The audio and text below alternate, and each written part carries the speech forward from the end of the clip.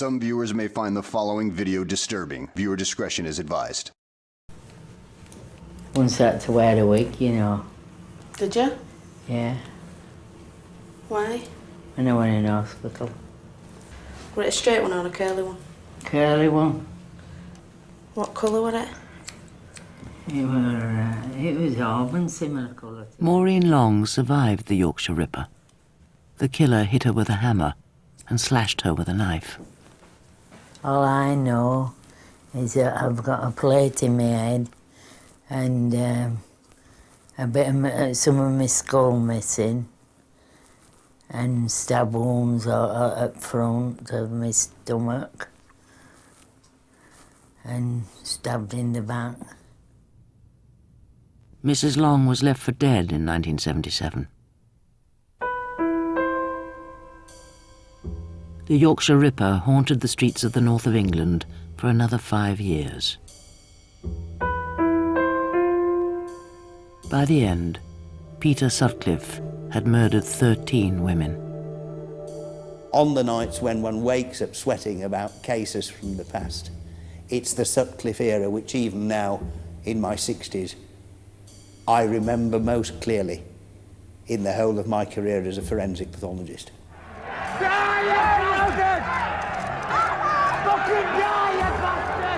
It was the biggest manhunt in British criminal history. 20 years on, detectives involved break their long silence to reveal how it ended for the police in humiliation and disgrace. Even to this day, you're always thinking of what might have been, what you might have done, where you could have gone. Could you have done things any different? I'll live with that for the rest of my life. I'll live with being a party to the wrong decision. All along, the identity of the killer lay hidden in police files. Interviewed 9 times, lost in the system. Peter Sutcliffe, free to kill again.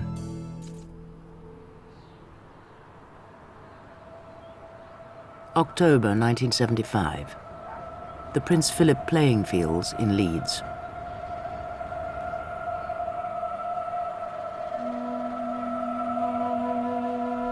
The first victim of the Yorkshire Ripper died within sight of the home she shared with her 4 young children. Her name was Wilma McCann. She was 28 years old and came from Scotland. She'd been hit over the head, her blouse pulled up, her trousers pulled down, and stabbed 14 times.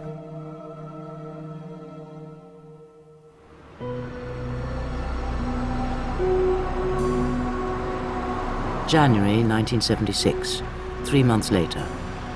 Another Leeds woman got into a car with a man who said he wanted to pay her for sex. He drove her to an industrial wasteland, now buried beneath the inner city motorway. Her name was Emily Jackson. She was a married woman of 42 and a mother of 3 children. This time, the killer left a single clue, a boot print on Mrs. Jackson's leg. As West Yorkshire police launched a second murder hunt, newspapers were already calling the killer Jack the Ripper.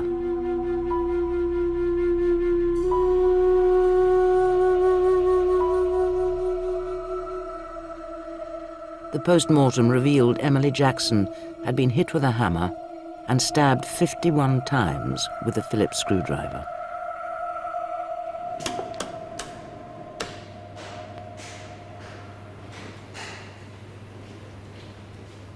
Michael Green has just retired as Professor of Forensic Pathology at Sheffield University. As deputy to the Home Office pathologist David G., he was involved in the hunt for the Yorkshire Ripper from the outset and helped identify the weapons the killer used. Well, these are all of them ordinary tools that one will find around the house, but on examination of the injuries at first, no clear pattern emerged. Subsequently, of course, it became obvious that a pattern was emerging of 2 or 3 heavy blows, usually to the back of the head, curved laceration through the skin, round depressed fracture underneath it, would produce quite severe brain damage, immediate unconsciousness, and death will occur fairly shortly afterwards. And so the hammer rapidly became a trademark. The dead women were both prostitutes. As their confidential telex made clear, West Yorkshire police made the obvious deduction. Motive appears to be hatred of prostitutes. It meant they discounted assaults on women who were not prostitutes. Women who had already given photo-fit descriptions of a bearded attacker. Wakefield, 1972. Bradford, 1975. Keighley, 1975. And then Leeds, 1976. A photo-fit from Marcella Claxton. 4 months after the second murder, Marcella Claxton came out of a party in Leeds and got into a car with a stranger. She thought he was taking her home.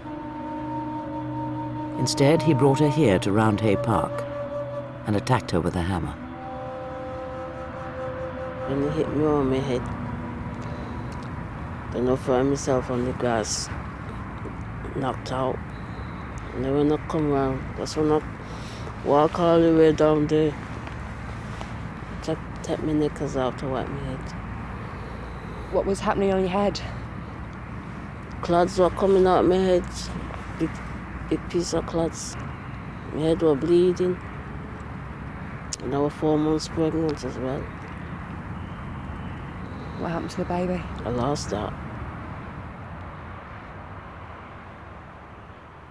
In pitch darkness, Marcella Claxton staggered half a mile to the road, clutching her knickers to her head to staunch the blood. She reached the phone box. She called an ambulance. But the police never included Marcella Claxton in the Ripper case. They discounted her photo fit because she wasn't a prostitute and hadn't been attacked with a knife.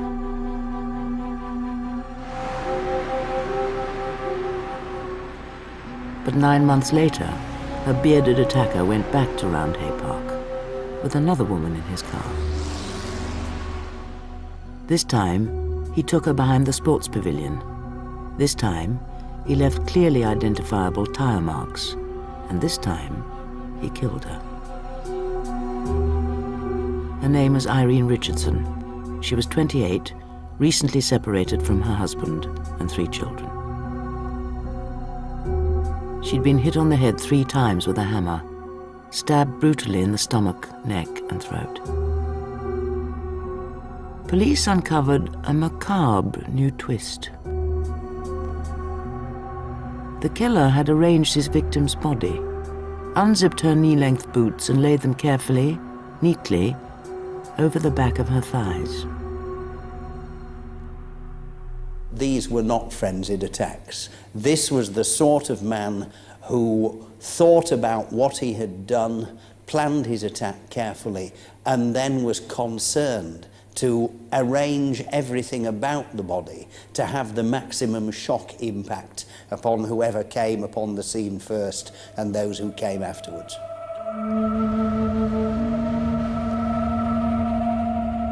Police in Leeds were now dealing with a serial killer who had murdered 3 women.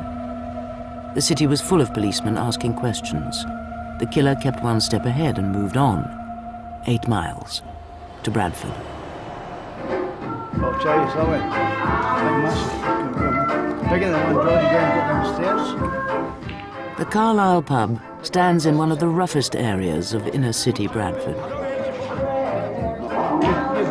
The Yorkshire Ripper's 4th victim went drinking here on the night of her death.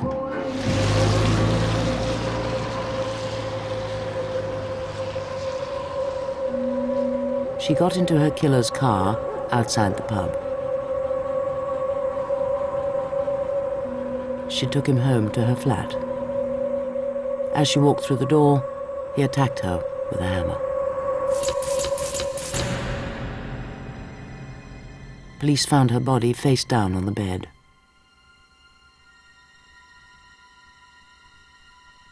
Her name was Patricia Atkinson. She was 32. Her killer left a boot print on a blood-stained sheet. Forensic examination showed it was a size 7 Wellington, like the one which left an imprint on Emily Jackson's thigh. Otherwise, he left no clues. The identity of the killer of 4 prostitutes in 18 months remained a mystery. Then the 5th body was found. She died in the children's playground at Reginald Street in Leeds. She was not a prostitute. She was a shop assistant, and she was only 16.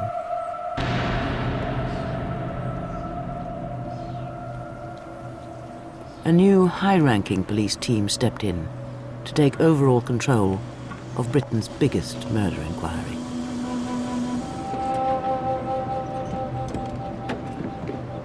For Detective Superintendent Dick Holland, 4 years at the top of the Ripper hunt began here, on Sunday, the 27th of June, 1977, when 2 young children found the body lying face down in a corner of the playground. The girl was laid there. She'd been attacked and obviously mistaken for a prostitute.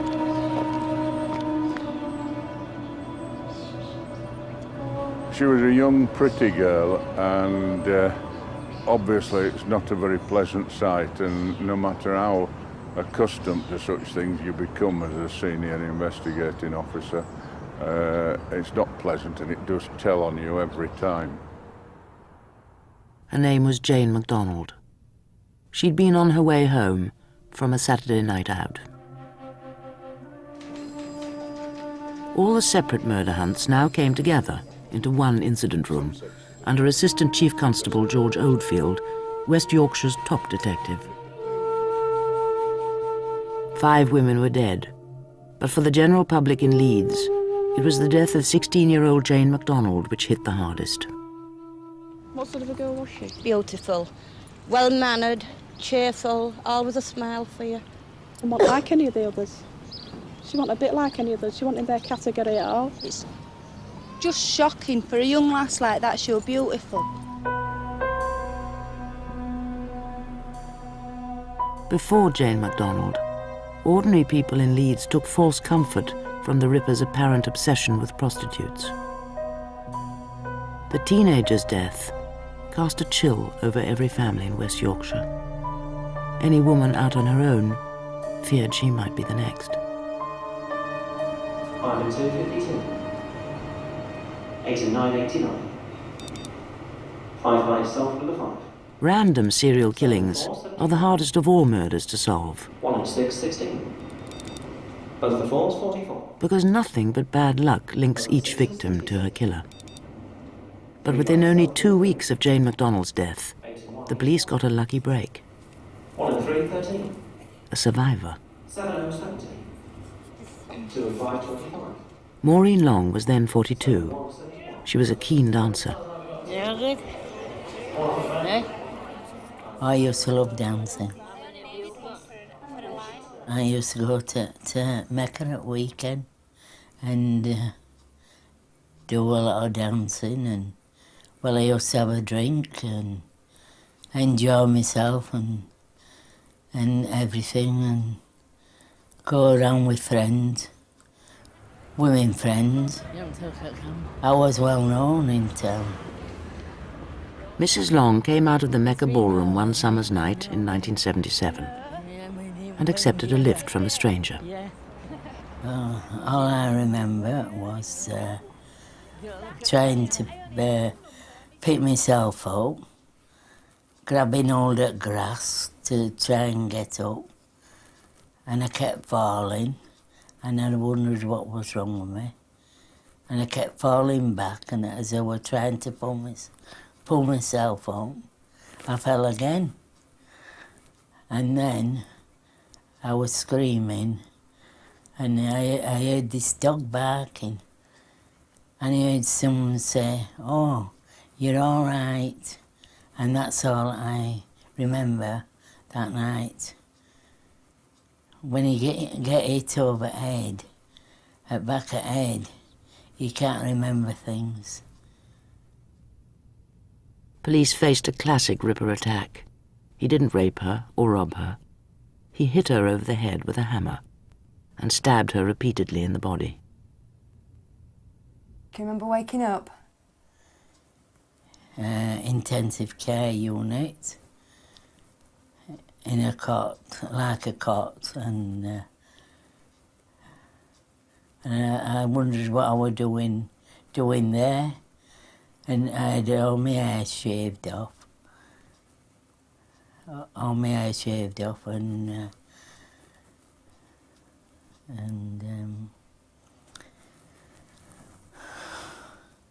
Did you know what had happened to you?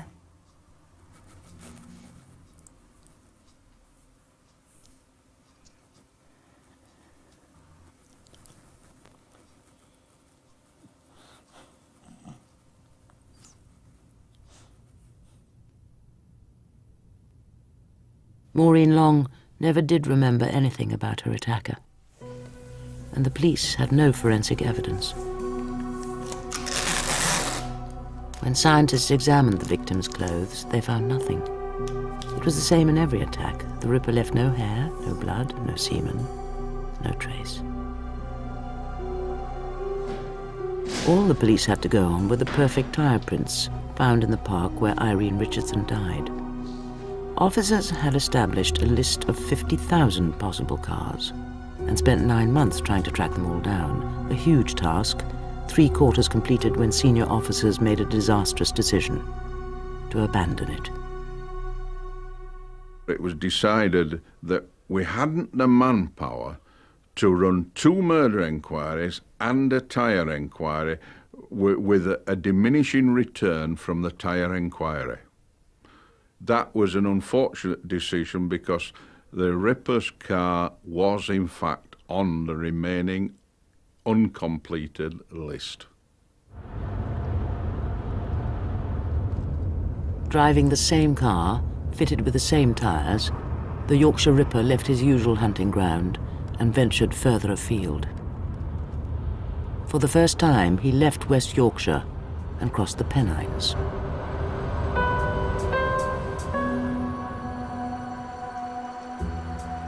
In Manchester, he made his first mistake. He picked up a woman in Moss Side who took him to the allotments near the Southern Cemetery. There he gave her £5 for sex, and there he killed her.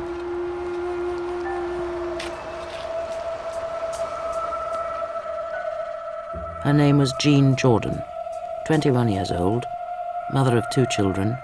She lay undiscovered for 10 days. During that time, her killer went back to the body. He slashed her again. He tried to cut off her head with a hacksaw. But he never found what he was looking for, a handbag with the brand new £5 note he'd given her out of his wage packet.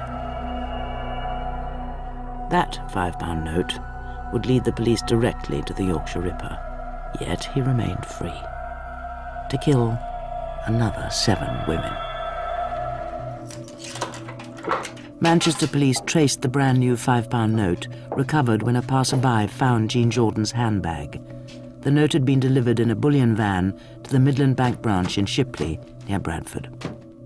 Well, the police turned up one day, the detectives, wanting us to help them trace this £5 note, which apparently they thought had come from Shipley branch, connected with the Ripper. Hi, good afternoon. Well, it was quite a big task, really, because obviously we give quite a lot of money out, and trying to trace that one £5 note out of all the thousands of £5 notes that had gone out was quite a big thing to do, really. 5, 10, 15, 20, 25, 30, 35, 40, 45, 50. It was exciting, I suppose, is the only word to use. I was taken out of my working environment. I was picked up by a police car every morning, brought back home by a police car. I never went back to work at Shipley branch again. I worked in a police station with police for nearly 3 weeks, doing the cash analysis. It was new. It was novel. Thank you very much. The 2 clerks already knew the £5 note had come in a payroll consignment of £25,000 straight from the Bank of England. Now they had to work out who got it in his pay packet.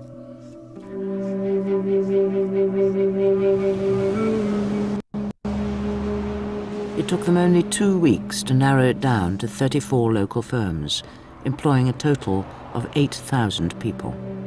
Among them, a lorry driver called Peter Sutcliffe, a married man who just bought his first house. Within weeks of the death of Jean Jordan, he was visited twice by Manchester detectives asking about the £5 note. His wife and his mother both gave him an alibi. They said the family had all been together at their housewarming party.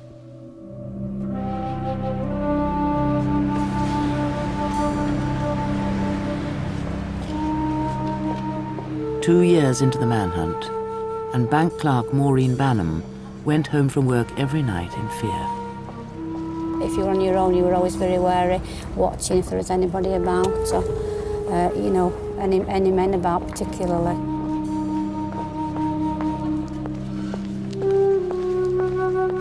Six women had died. Every woman in the north of England felt the threat.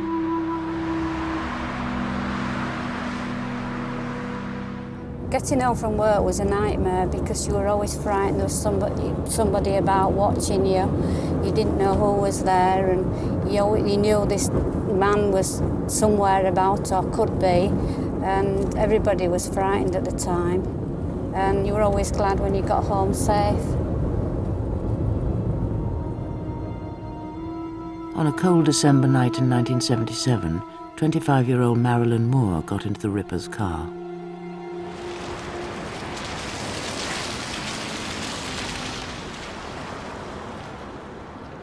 Marilyn Moore survived the attempted murder on rough industrial ground in Leeds. Her evidence should have offered vital new clues to Detective Superintendent Dick Holland and his team, especially about the car the killer was driving. They got out of the car, presumably to get into the back seat, when he struck her blows on the head with a hammer.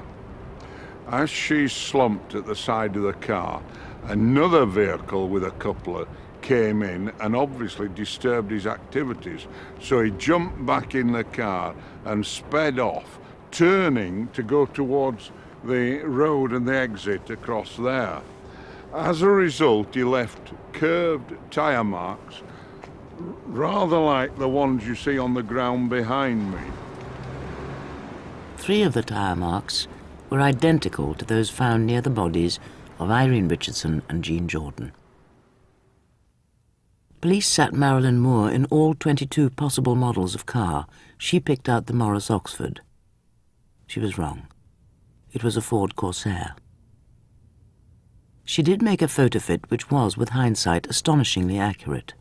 But then she started accusing innocent men. Police decided she was unreliable. Unfortunately, we followed the wrong line here. We ought to, in retrospect, to have followed the photo fit and not followed the car because she got it wrong.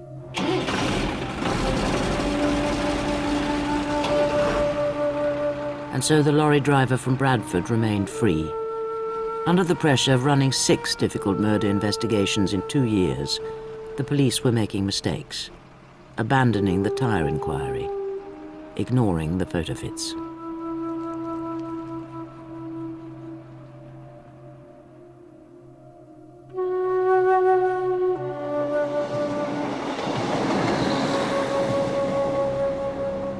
In January 1978, the Yorkshire Ripper drove his Ford Corsair to Huddersfield, to the railway arches behind Garrard's timber yard, where the town's prostitutes worked. Her name was Helen Ritker. She was 18 years old and had been reported missing by her twin sister. The 2 teenagers worked here as prostitutes together. The surviving sister, Rita, was pictured helping George Oldfield. The public learned how the twins grew up together in children's homes. Information poured in. Police followed up every single lead. On the evening that she met her death, there was a brown van in the area. He followed Helen Ritker's sister, and watched what they did, because his kink in life was following prostitutes with the clients and watching their act if it was outdoor. Now, if he'd chosen the other sister only 2 or 3 minutes earlier to follow, he would in fact have witnessed the murder. But unfortunately, he followed the wrong twin. Just bad luck.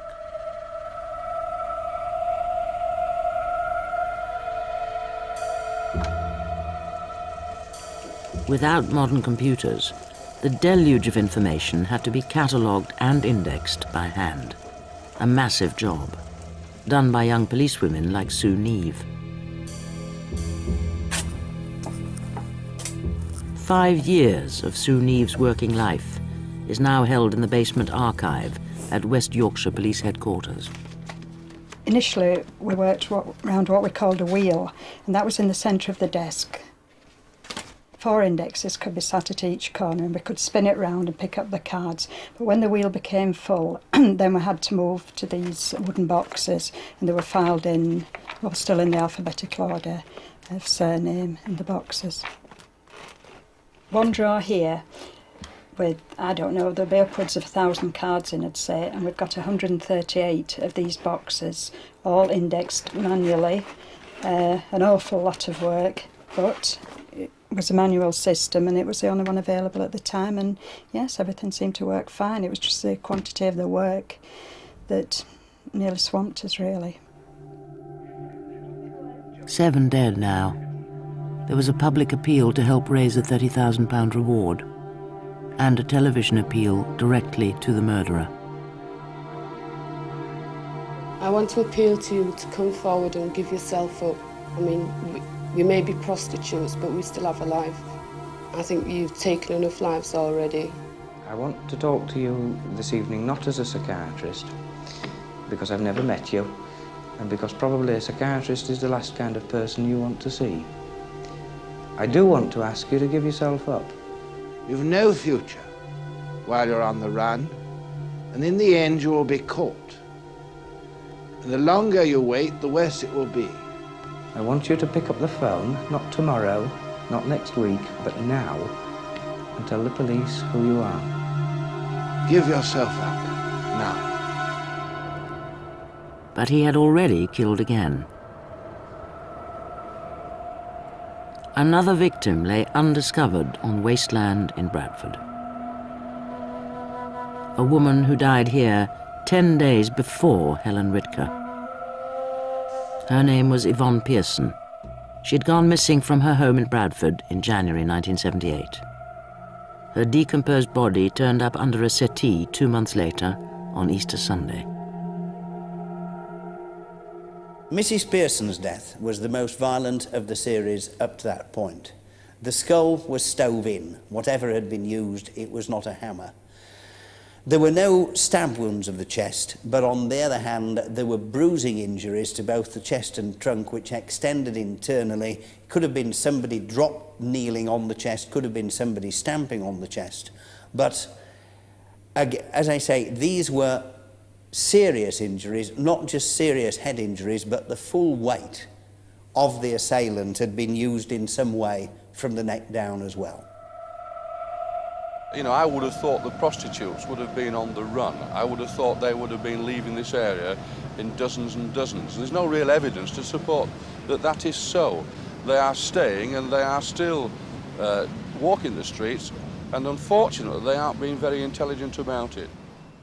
Trevor Lapish was the new head of Bradford CID.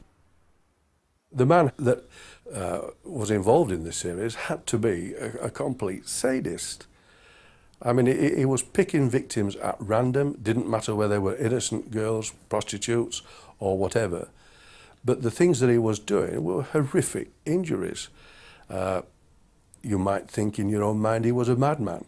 But then, of course, you looked at the facts and looked what sort of evidence he was leaving behind, and he wasn't a bad man at all. He was a cool, calculating individual that was getting a great thrill in what he was doing, a sexual thrill.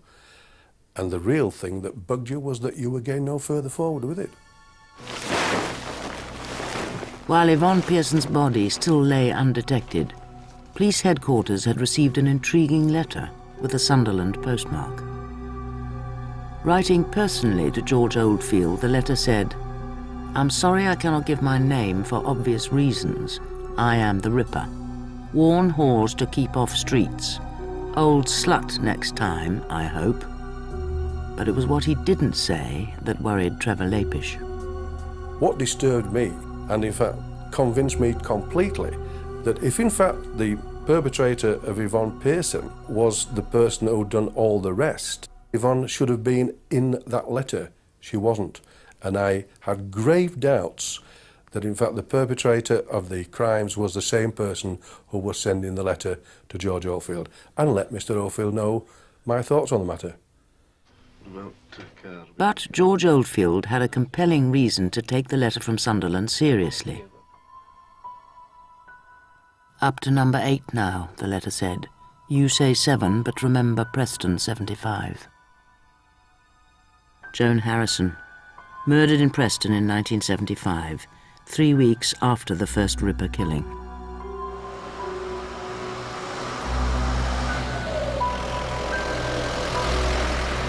The 26-year-old was found battered to death at these garages. A bite mark on her breast showed a gap in her killer's teeth. The motive looked like sex or robbery, so police had not included it in the Ripper series, till now. Over the next 15 months, police heard 4 times from the man in Sunderland claiming to be the Ripper. No fingerprints, but forensic scientists got a chemical reaction to saliva. He had licked one of the envelopes.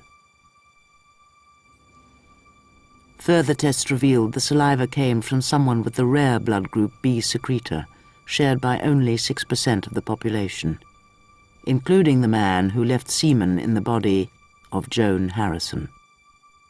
The link between the Ripper, the letters from Sunderland, and the Preston murder seemed complete. This forensic evidence helped to convince the police that the letter writer and the Ripper were the same person. But when, much later, Peter Sutcliffe's blood was tested, he had a different blood type, B non-secretor. So someone else wrote those letters, someone else killed Joan Harrison, crimes which have never been solved, crimes which led the police disastrously astray. We thought the letters were genuine.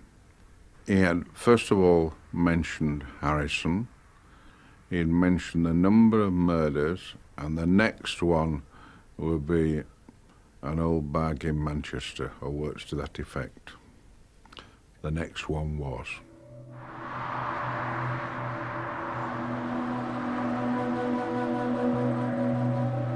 The Yorkshire Ripper did choose an older victim when he crossed the Pennines again in May 1978.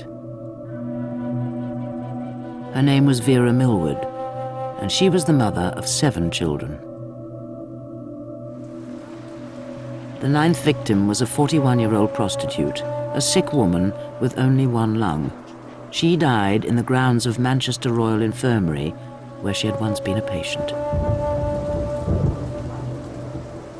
The attack was typical: darkness, a deserted space, a hammer to the head, interference with the clothes, stab wounds to the body.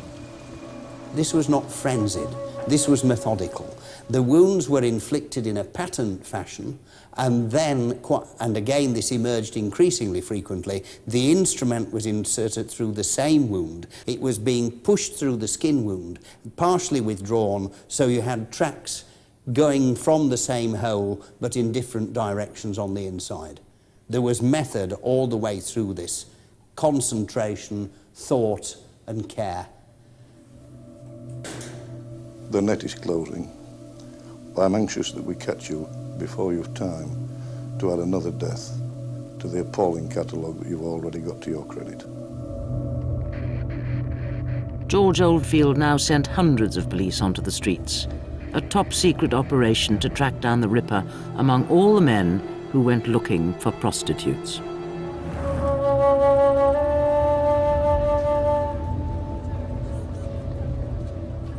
Undercover police tracked 500,000 car movements through 6 northern cities. looking for men who went looking for prostitutes in more than one red light district. Officers used the primitive new Police National Computer, not a database, just a long, long list of car numbers and their owners.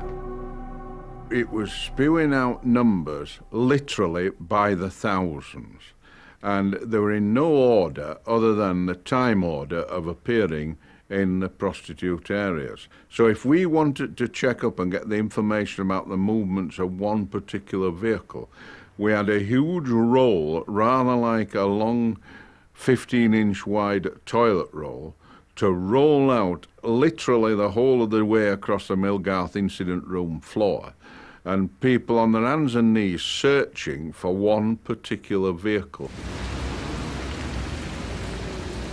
We were utterly amazed, as the figures have shown, with the number of vehicles of men who were punting in prostitute areas. With each one of those, we had a potential divorce. Some men were even taking the wife's car to go and seek prostitutes. And so the wife was the first person we had to see to find out who was driving.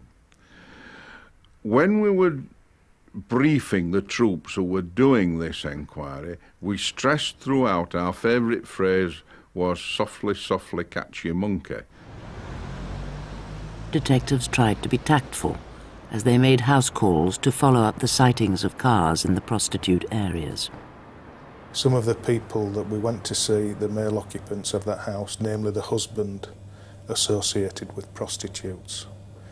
So we had to be very, very sensitive to that issue, had to be very diplomatic. We would have always preferred to talk to the gentleman of the house away from his wife for obvious reasons. We would say, "Excuse me, I'm a bit thirsty, do you think you could get me some water?" And 9 times out of 10 we'd get a cup of tea, which obviously would take some preparation out of that room in the kitchen. And then we could talk quickly to the husband about his association with prostitutes.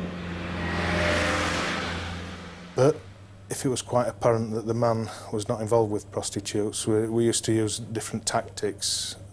For example, we used to say to the wife, "Now's your chance to get rid of your husband if you want." And that was like an icebreaker. The reactions in some houses were different. I'd been thrown out of a house for that in a comic way. In some houses, we know for a fact that it was the husband who was fingered by the wife who wanted to get rid of the husband, not because he was a murderer, but because they were going through a difficult marriage. Police followed up thousands of sightings, among them a red Ford Corsair, registration number PHE 355G. Its owner, Mr. Peter Sutcliffe, of 6 Garden Lane, Heaton, Bradford. Sutcliffe was interviewed for the 3rd time in August 1978. His car had been seen 7 times in the red light areas of Leeds and Bradford. He told the police he was on his way to work, and his wife said they rarely went out at night. That information was duly recorded and filed in the index.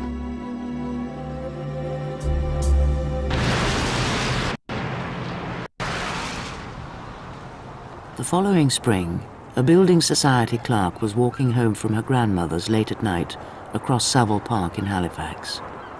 She was the 10th victim. Her name was Josephine Whittaker. She was 19. She'd been bitten by a man with a gap in his teeth.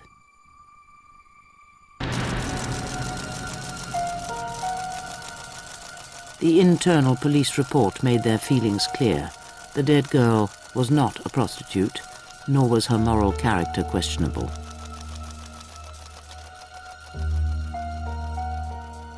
There is no difference in the eyes of a senior investigating officer whether she's a prostitute or a completely innocent victim like Josephine. The job is exactly the same, but the feelings are deeper.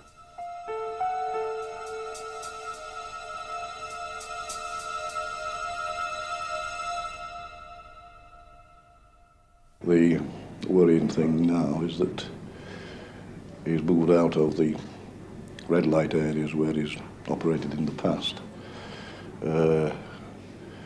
which makes it now that any woman is at risk. I was working at Millgarth Street Police Station then, and I spoke to my mother on the phone who lived at Halifax, and she said, hey, a body's been found on the moor in Halifax, a building society girl. So that hit me more because I'd worked at Halifax Building Society prior to joining the police, and when I realised where she had been found, it was considered the best area in Halifax, and the thought that someone walking alone on that moor could be murdered, I just wouldn't have believed it, so it really brought it home to me, just that this man just struck anywhere on anybody. The murder of Josephine Whittaker meant once again all police leave was cancelled, and morale was high as Detective Superintendent Dick Holland was called back from holiday to take charge. And there were these approximately 150 officers all assembled waiting for Dick Holland to come and brief us on this new inquiry. Dick Holland came through the door, and I could not believe the rapturous applause and adulation that man got, myself included, as he entered that chamber. It was remarkable. The only thing I can liken it to was like the Roman cavalry returning from defeating the barbarians and the Roman soldiers banging the shields with the swords. It might sound a corny analogy, but that's how I saw it, like a great leader returning to lead his troops. Any murder inquiry is not pleasant. 10 is 10 times worse. But you just have to keep your nose to the grindstone. You've got to keep the troops at it and try and show the same enthusiasm when you're dealing with number 10 as you had when you first came into number 1. The killer of Josephine Whittaker left behind some excellent clues. Another set of size 7 boot prints, this time clearly showing the right boot more worn than the left. And forensic scientists identified globules of engineering oil in the blood from some of her 25 stab wounds.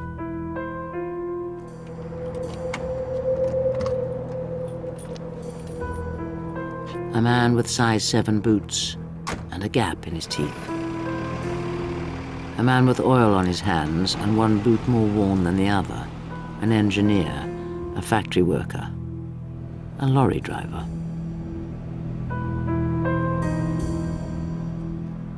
No woman in the north of England now went out alone at night if she could avoid it. When we went across to the car park, Yes. we always went 2, 3 of you together. We knew we could be the next victim as easily as anyone else.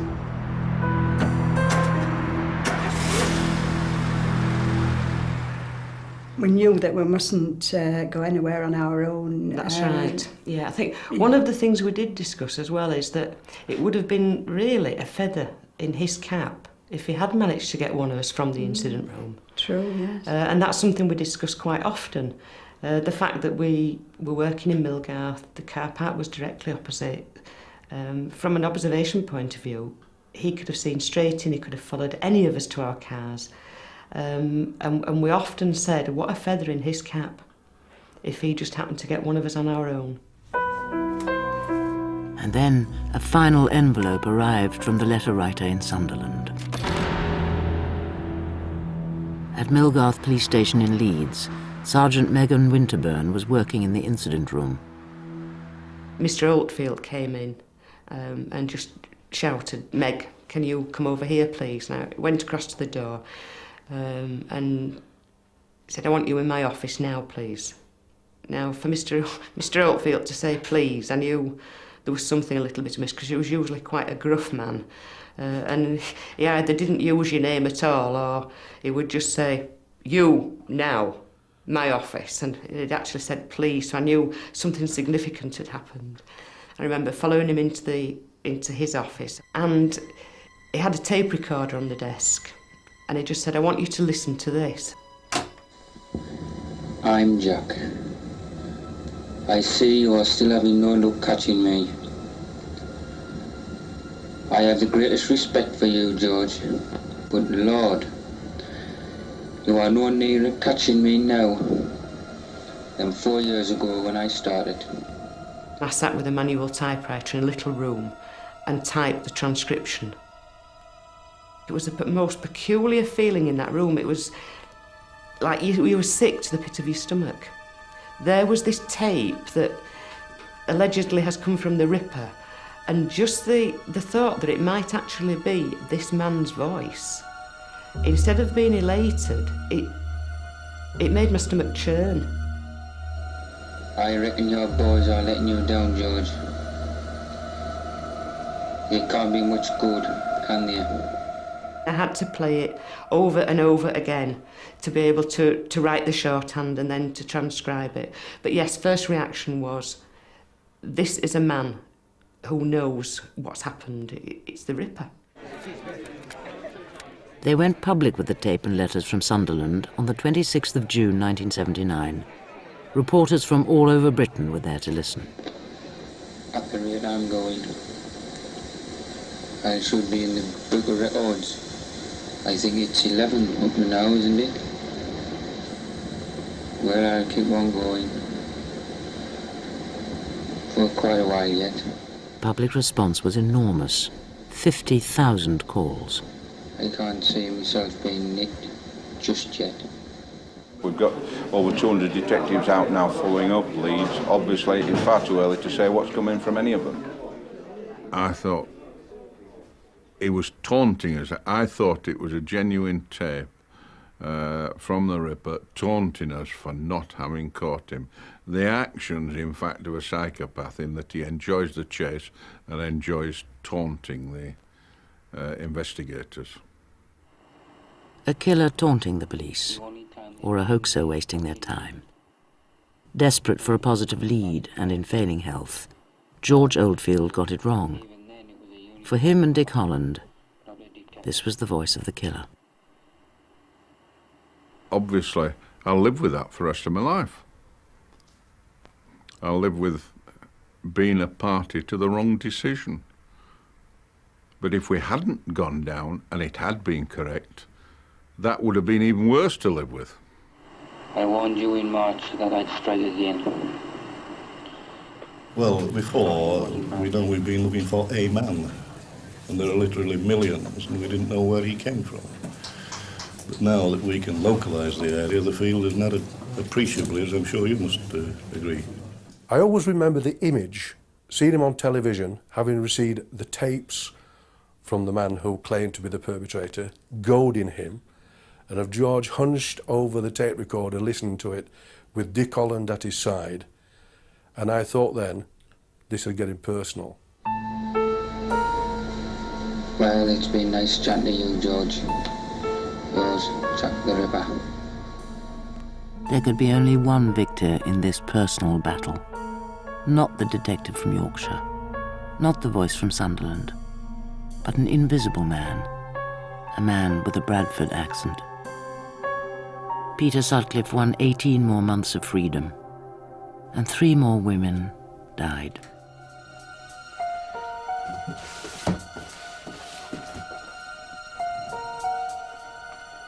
Four years in to the hunt for the Yorkshire Ripper, the police were no closer to catching the killer.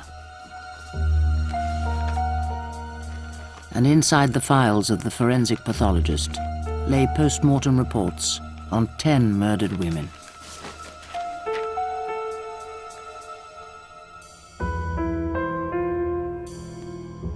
People in West Yorkshire began to lose faith in the police. Before Sutcliffe was caught, I think the majority of people thought the West Yorkshire police were a load of rubbish. The Ripper case was the largest, the most significant, the most demanding terms in manpower that had ever happened in this country. And I don't think the police service were geared to taking on such a long, hard, difficult enquiry that affected the health and well-being of so many officers.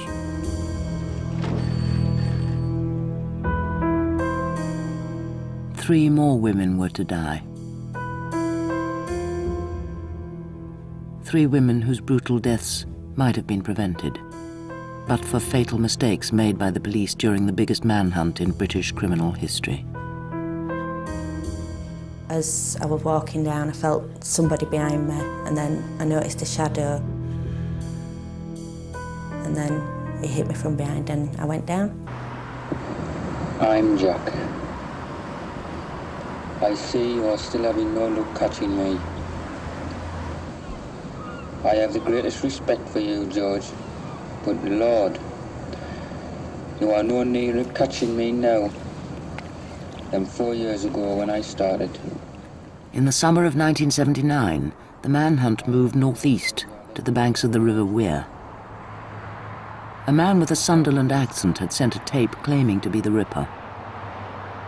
Police called in Stanley Ellis, an expert on regional dialects, to pinpoint the origin of the voice.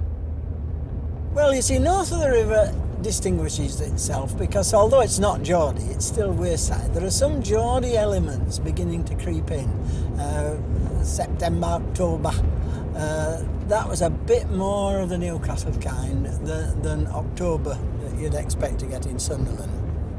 It was all, as I say, impressionistic, but it did seem to me that this area, Castletown, was the one that I had the best match. I warned you in March that I'd strike again. Sorry it wasn't Bradford. I did promise you that. The pit village of Castletown found itself suspected of harbouring Britain's most wanted killer. I'm not quite sure when I'll strike again, but it will be definitely sometime this year, maybe September, October. The Northumbria police arrived in force.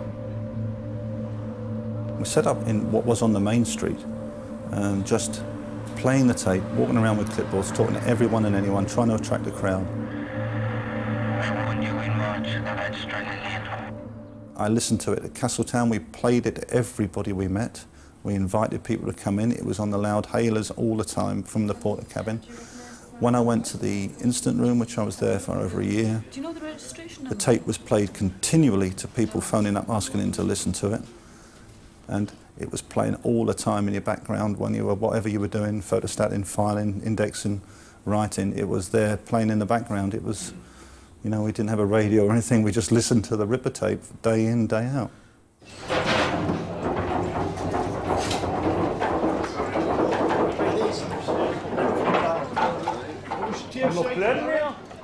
In Castletown Working Men's Club to this day, the bar is strictly segregated. Women are only permitted in one corner.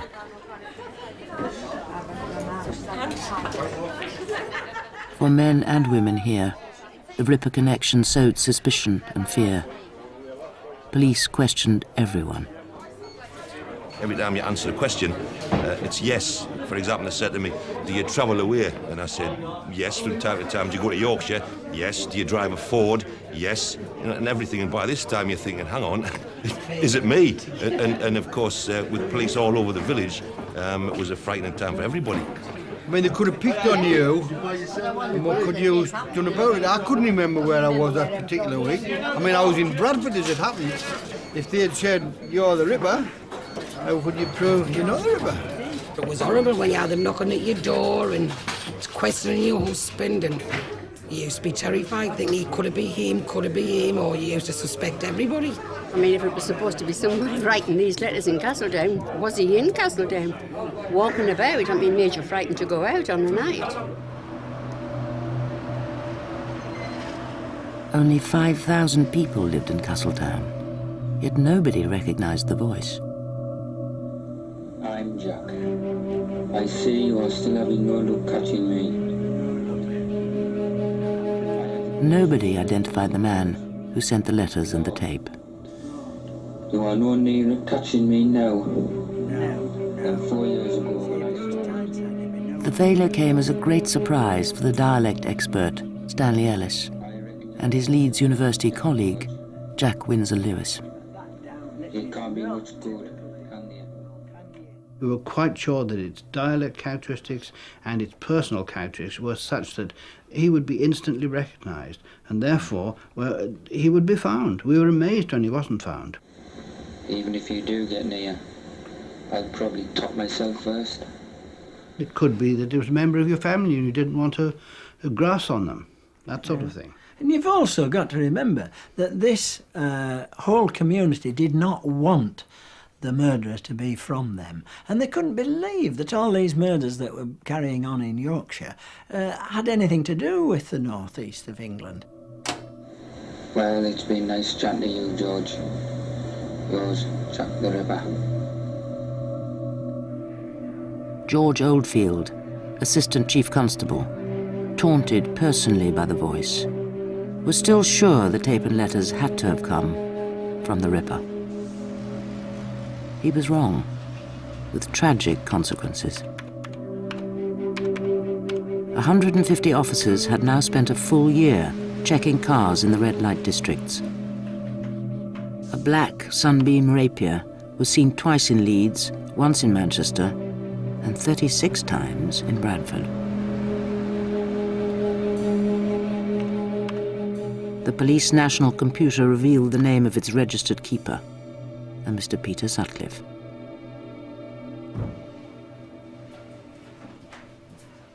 In July 1979, Detective Sergeant Andrew Laptew was still a constable. He was sent on a routine assignment to interview the driver. We were always told that it could be the next door you knock upon, the next phone call you get. So you went to that house with an open mind. The next door DC Laptew knocked on was number 6 Garden Lane, Heaton, in Bradford. Home of Peter Sutcliffe, a man of 33 with a Bradford accent, and his wife Sonia. They seemed an odd couple. He was a lorry driver, she was a teacher. He was very quiet, she was quite vociferous. The thing that struck me more than anything was the uncanny resemblance to the Marilyn Moore photo fit. The victim who survived, there was an uncanny resemblance. I had bad feelings about the man. He had too many uncanny links with what we knew. There was a gap in his teeth. His shoe size fitted the suspect's shoe size. Both my colleague and myself, when we left the house, sort of looked at each other and said, we're not happy with this man. There was something sinister about him, something weird. And there's always your own particular irrational gut feeling, if you like, about a person. Well, I submitted a report about our suspicions. We got the report typed up and we got it forwarded to the incident room, and we brought it to the attention of the senior investigating officer. The senior investigating officer was Detective Superintendent Dick Holland. I don't specifically remember the Laptew report. It passed through me along with many, many others, hundreds of thousands of others, and unfortunately I filed it. Peter Sutcliffe had the wrong accent and the wrong handwriting. It's something I will have to live with for the rest of my life. It shouldn't have been filed. I wish I hadn't done it, but you can't turn the clock back. It was one of those things, but I must say that at that time, no one had seen all the information on Sutcliffe coordinated into one file. We were using a manual system. There were no computers of the type that there are today. We live in a computer age, and everything about Sutcliffe would be on one file. It never was. Sutcliffe had now been interviewed 5 times. Crucial information about his earlier record lay scattered in different police files. information DC Laptew did not know. Things I didn't know about Peter Sutcliffe when we knocked on his door was that he had a conviction for going equipped for theft. When I made an inquiry with the records office, all I got was a note saying he had a conviction going equipped for theft. It did not say that the conviction was going equipped for theft with a hammer. That conviction was in 1969, so the police took this mugshot 6 years before the first murder.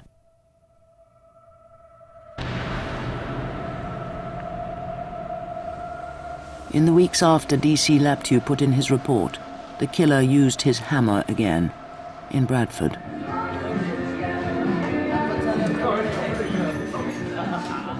The Ripper had given up on red light districts. Now he prowled anywhere young women could be found out alone after dark.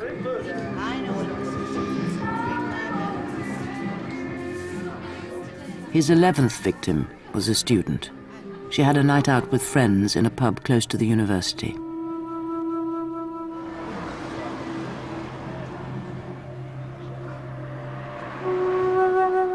She walked home 200 yards up the main street.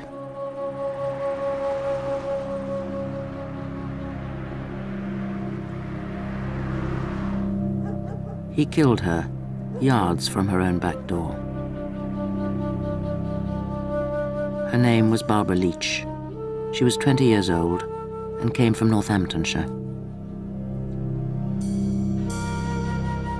He hit her over the head with a hammer and stabbed her 8 times. 11 murders in 4 years. Once again, Detective Superintendent Dick Holland was summoned back from a family holiday. I came into the office still in my holiday clothes and came to the scene here to get the picture as early as possible from the discovery of the body.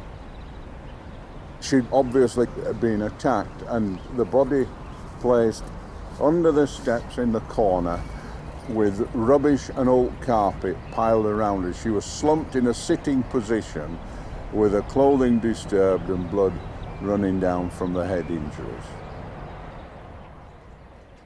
Police faced mounting criticism. For the first time, the Ripper had killed a university student, a clever girl, a middle-class girl.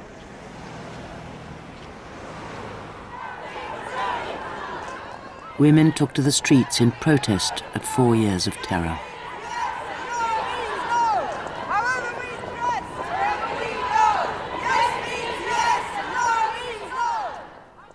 Personally, I took the criticism very badly. Anybody mentioned to me, if anybody didn't know I was a police officer and said, oh, it's about time they caught this Ripper, what do the police think they're doing?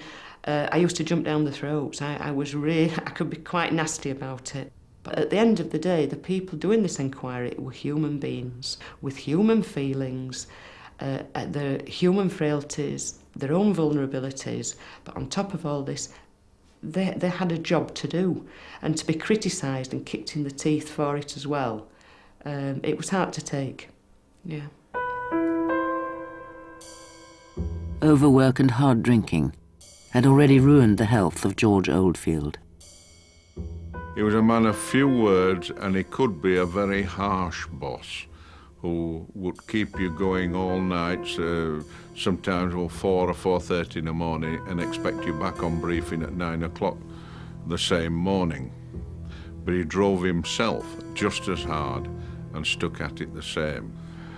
I suppose you can say that in retrospect. It told on his health, and I think eventually killed him. George Oldfield recovered from his first heart attack, but his time in charge of Britain's biggest manhunt was over.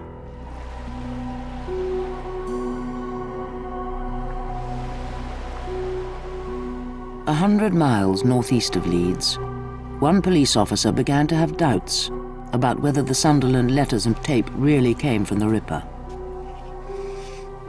David Zackerson was then a detective inspector in the Northumbrian force.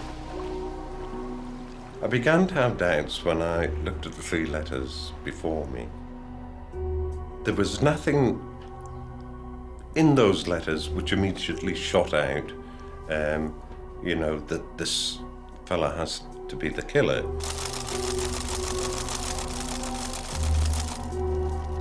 The unpublished full text of the letters had been circulated confidentially inside the police.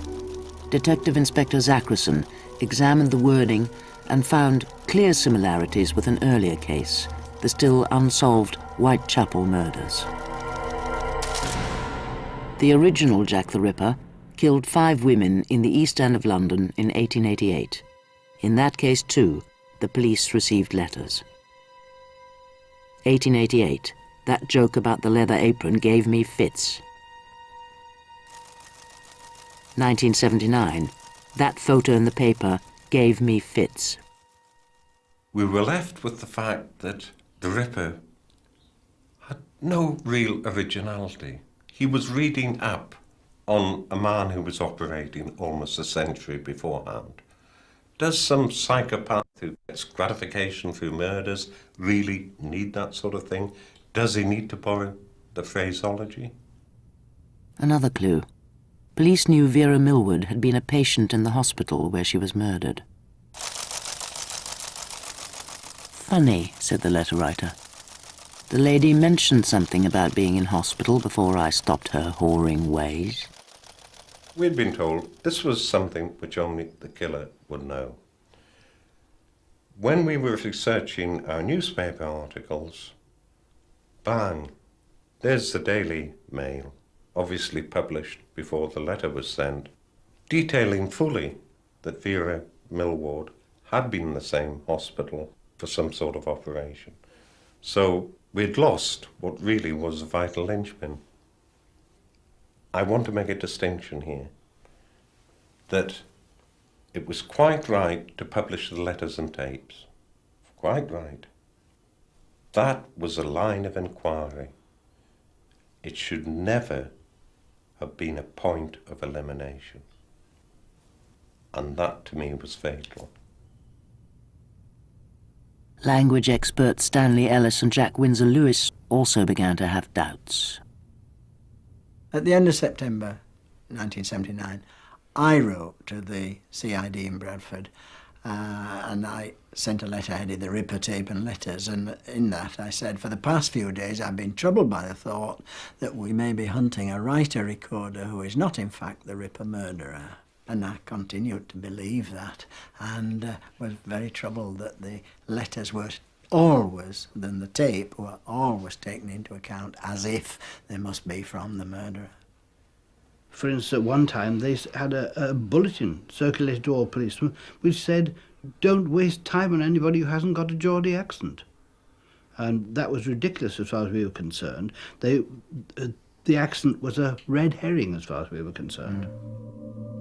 Watch your front, watch and react. But nothing could convince West Yorkshire that the letters and tape came from a hoaxer. Sure when I was trying again, but it will be definitely. Not even what happened 12 days after the death of Barbara Leach to PC Keith Mount in Sunderland. September, October, even sooner if I get the chance. I was brainwashed with that voice, brainwashed with it. I knew it better in my own voice.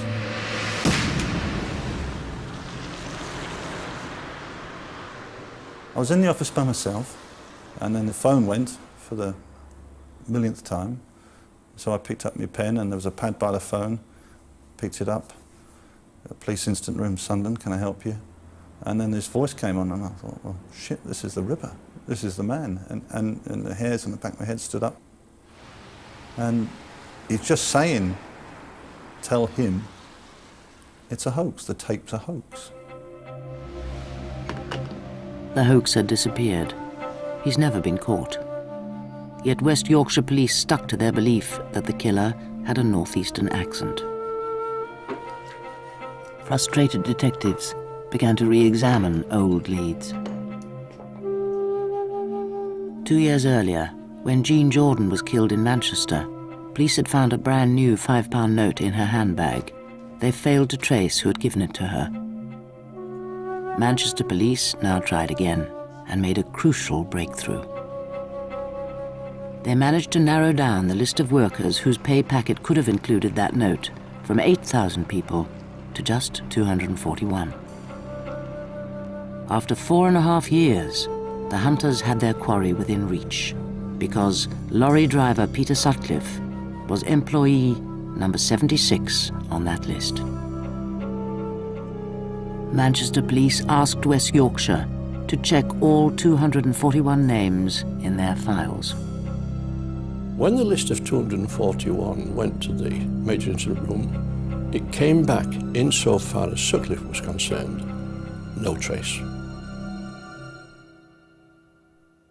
Now, when we looked at this as a review team, we did our best to identify what had gone wrong. It was impossible to ascertain accurately what had gone wrong. It had either been mistakenly searched, and Sutcliffe had been missed even though he was in the indices, but probably, his papers were out of the manual system without the card being in the manual system to say that his papers were out. A simple clerical error, uncovered much later when Sir Lawrence Byford officially investigated what went wrong. Massive card indexes were the only source of information on 11 unsolved murders. And Peter Sutcliffe's details were mistakenly split up on 4 different index cards. In the first few weeks of the new year, 1980, Peter Sutcliffe was interviewed for the 7th, 8th and 9th times. That summer, he was stopped for speeding and arrested for being drunk in charge. The arresting officer checked with the Ripper incident room and was informed that Peter Sutcliffe had been eliminated from the inquiry. He killed again in August. The body of the 12th victim was found in a garden in a leafy suburb of Leeds. Her name was Marguerite Walls. She was 47 years old and a civil servant.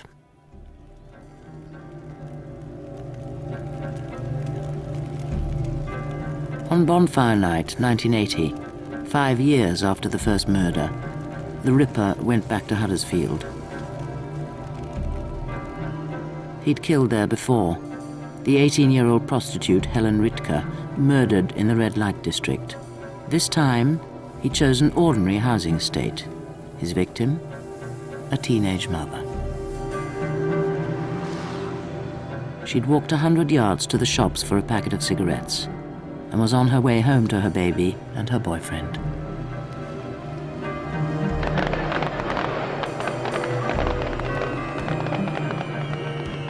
Her name was Teresa Sykes. She was 16 years old, and she survived. When you're 16 and you don't even think about it, which I appreciate I didn't.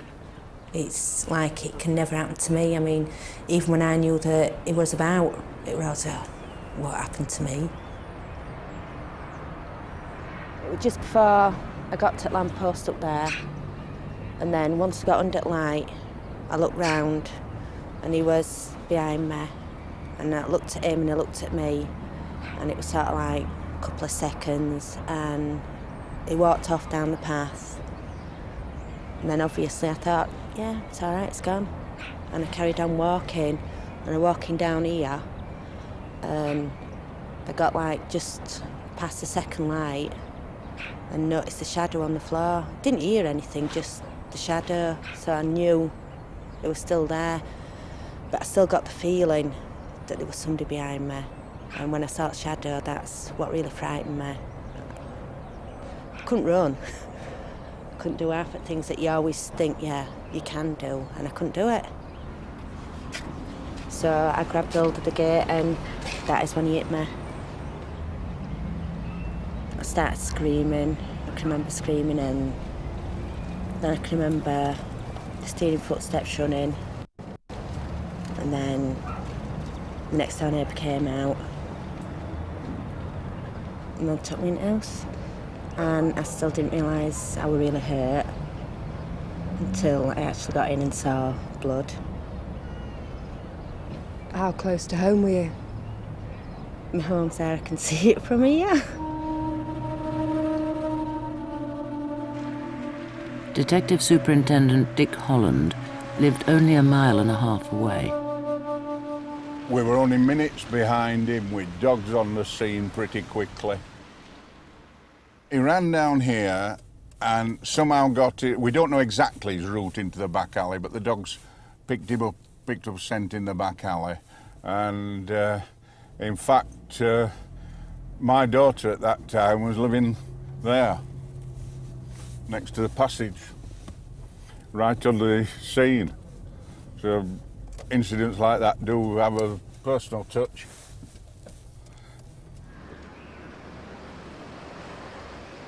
It's frustrating every time you get near to a criminal and just miss them.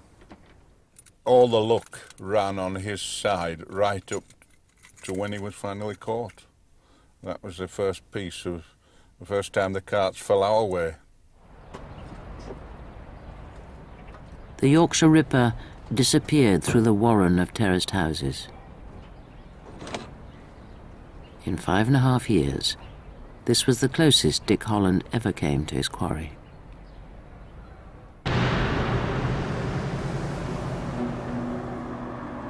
"12 days after his attack on Teresa Sykes, Peter Sutcliffe killed for the last time. He was in Leeds. He bought a fast food supper in Headingley. Around 9:20, a bus from the city centre brought a young student home from an evening class. Sutcliffe followed her. Her name was Jacqueline Hill. She was 20 years old and hoped to become a probation officer.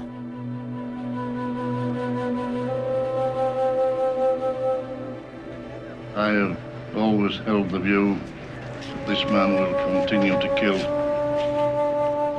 until he is caught.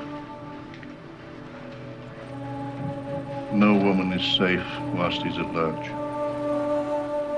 George Oldfield was back at work after his heart attack.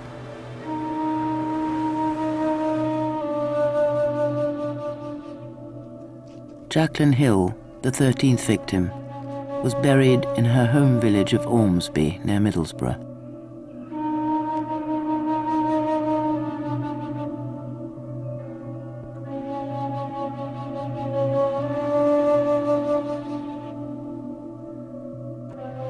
The Prime Minister was furious.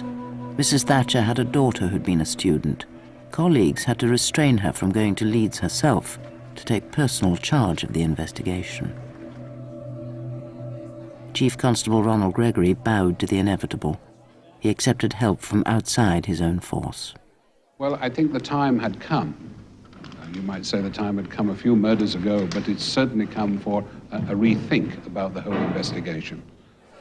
I went to see Mr. Gregory following the Jacqueline Hill murder, and I suggested to him that the time had come, having regard to his overload of police officers who were doing the Ripper case, to bring in a think tank comprising some of the best brains I could think of who've been involved in serious murder investigations in New Scotland Yard and elsewhere. And he agreed to that, and between us we in fact selected the team. A fortnight after the death of Jacqueline Hill, Byford's super squad arrived in Leeds to spend 17 days reviewing the case. There were one scientist and a group of senior policemen, including the future Chief Constable of Strathclyde, Andrew Sloane. It's easy to be dramatic, and terms like shell-shocked easily come to mind. But people who I knew from the past, who had been good, diligent detectives, who worked very hard and very skillfully, they had this sort of air about them that they were almost punch-drunk by banging their heads against the wall of this inquiry. Another member of the super squad was one of Britain's top forensic scientists, Professor Stuart Kind. His scientific expertise allowed the super squad to tell West Yorkshire Police almost exactly where the Ripper lived. So what I did was this. I drew a graph rather like this, and on this axis I started at 6 p.m.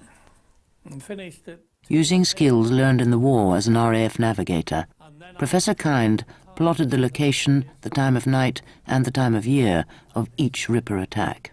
But I did find that when making allowance for the variation in the length of day, that the late flyers in each case were in the Leeds and Bradford area.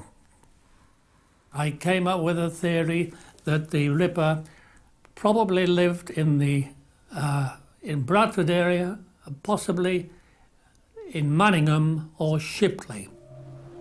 Manningham and Shipley are only 3 miles apart. Peter Sutcliffe's home stood between them. A force of 5,000 police officers had worked 2 million man-hours. Swamped by work, the police effort was now hopelessly compromised by mistakes. The 9 interviews which failed to identify the killer, the criminal records which didn't mention a hammer, the belief that the Ripper had a northeastern accent.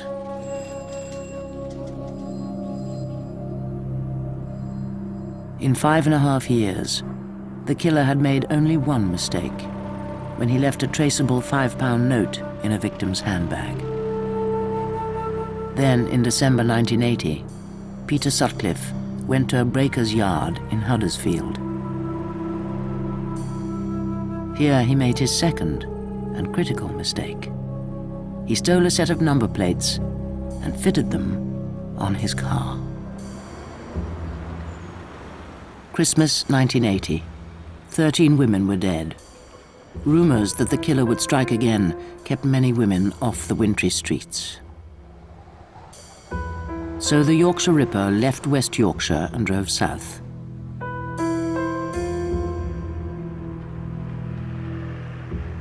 It was January the 2nd, 1981, and 2 officers from the South Yorkshire Police were on routine night patrol. I was a probationer at the time and out on patrol with Sergeant Ring. He'd asked me if I'd done a prostitute file, process one for court, and I told him no, so he says, well, we'll go and see if we can find one. He drove onto Melbourne Avenue, which is this road, and as we were approaching Light Trade's house, he said, there's one there, just pointed. We drove straight up the driveway and parked directly in front of the Rover car that they were in.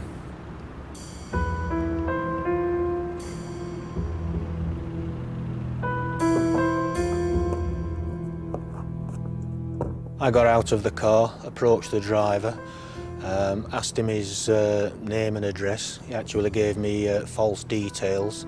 Sergeant Ring approached the female occupant of the car, had a conversation with them. We then did a PNC check on the vehicle, the number plates that were displayed.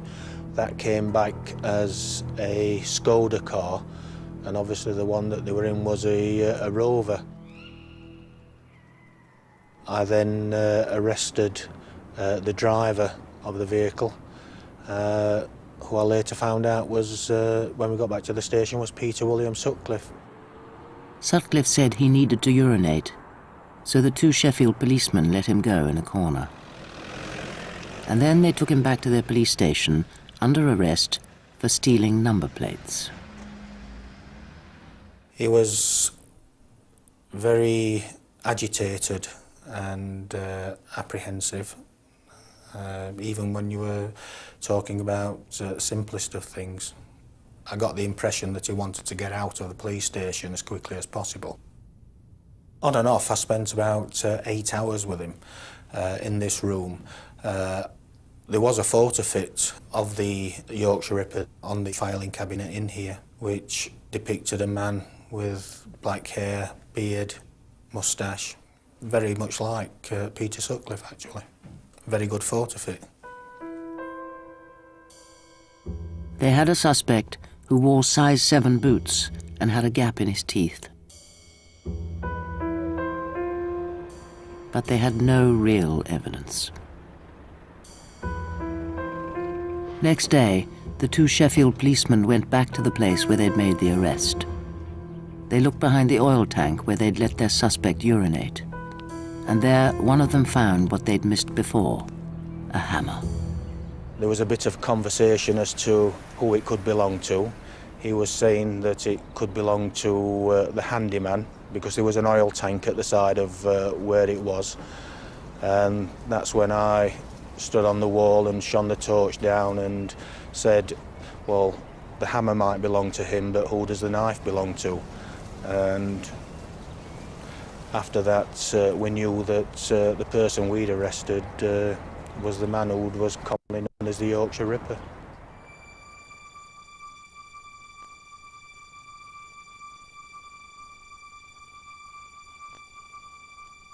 Confronted with the evidence, Peter Sutcliffe now confessed to killing 13 women. The next policeman to visit the house in Garden Lane was Detective Superintendent Dick Holland.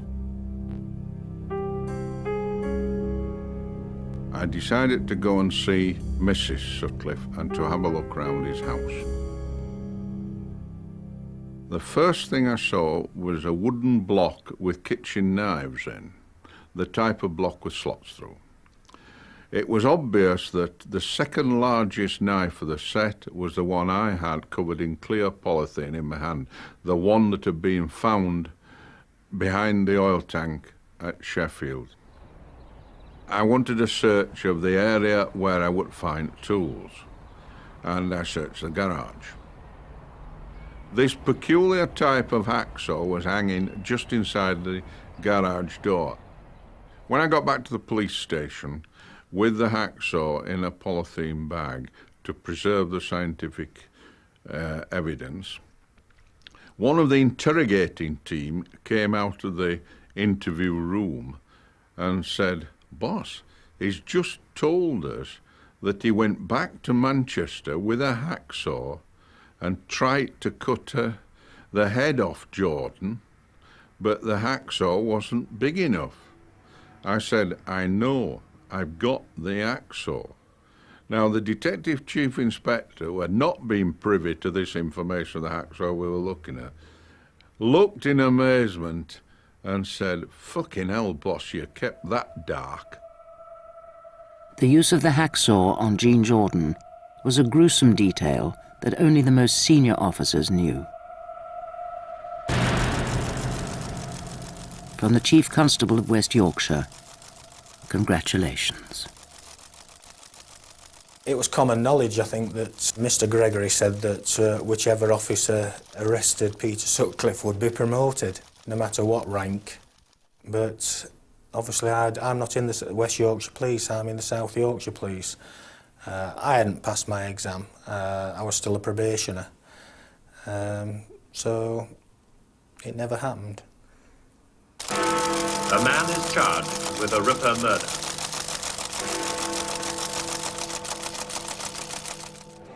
The Chief Constable could not conceal his relief. Ronald Gregory announced the arrest to the world's press, with George Oldfield at his side. We are absolutely delighted with developments at this stage. Absolutely delighted. Can you all smile? Really delighted. George is delighted as well.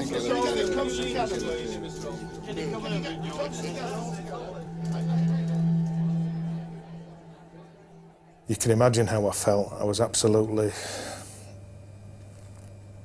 stunned. I was totally gutted, because I remembered interviewing the man, I remembered my suspicions, my colleagues' suspicions, and what we'd written about him. And I thought what might have been, what things could have been so different, not for my own personal satisfaction, but for the relatives of those victims.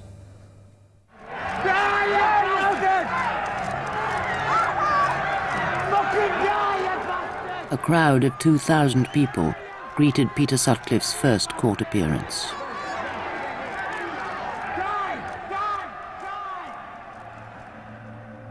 The accused was the oldest of 6 children in a mill worker's family from Bingley in West Yorkshire. His childhood was unremarkable. and he left school at 15. He was 23 at the time of his arrest, for going equipped for theft with a hammer.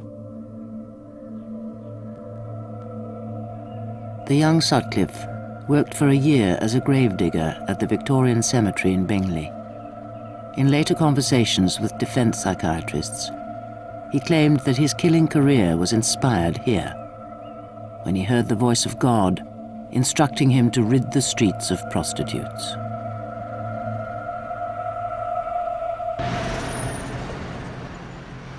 The Old Bailey jury did not believe him.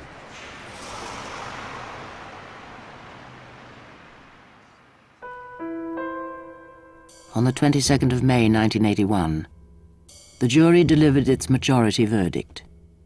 The Ripper was bad, not mad. Guilty of 13 murders and 7 attempted murders.